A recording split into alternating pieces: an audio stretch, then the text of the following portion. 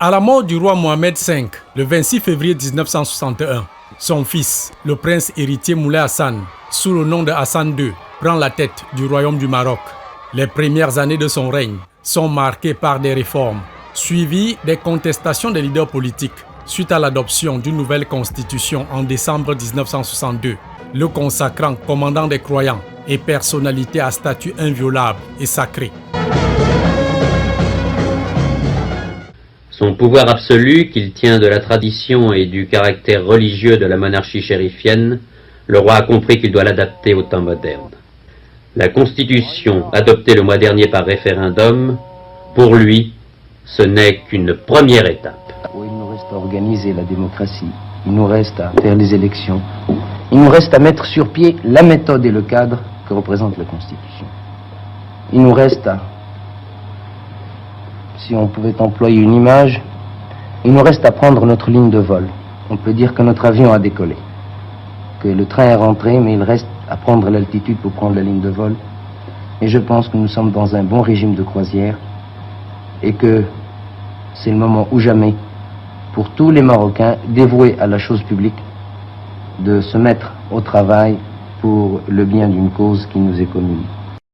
Moulé dans les couloirs du pouvoir dès l'âge de 12 ans, à l'apprentissage de la politique et la diplomatie. Les 15 premières années de règne d'Hassan II sont jalonnées d'événements tristes, notamment la guerre des sables avec le voisin algérien en septembre 1963, les émeutes de Casablanca et du Rift en 1965, la tentative de coup d'État de juillet 1971 au palais royal de Skirat, suivie d'une seconde tentative d'assassinat d'Hassan II. Un an plus tard, par son ancien homme de main, aide de camp et ministre de la Défense, le général Mohamed Oufkir. Qu'il se soit suicidé ou qu'il soit demeuré vivant, Oufkir savait qu'il était mort. Car ses deux complices n'ont pas hésité à dire la vérité. En 1975, Hassan II organise la Marche verte, visant à récupérer tout le Sahara occidental, dont 20% de ce territoire est contrôlé par le Front Polisario. La reconnaissance de la République arabe sahraoui démocratique par l'Organisation de l'Unité africaine pousse Hassan II à y retirer son pays à la tenue du 20e sommet de l'institution, le 12 novembre 1984.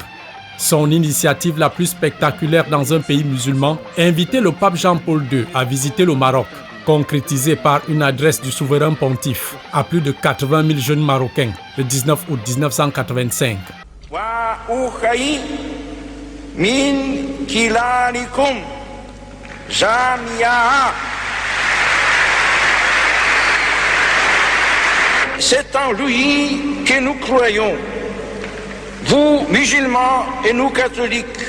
Dans sa politique étrangère depuis son accession au trône, le roi Hassan II est très proche de la France, des États-Unis, sans pour autant se montrer distant de l'Union soviétique, dans un climat de guerre froide.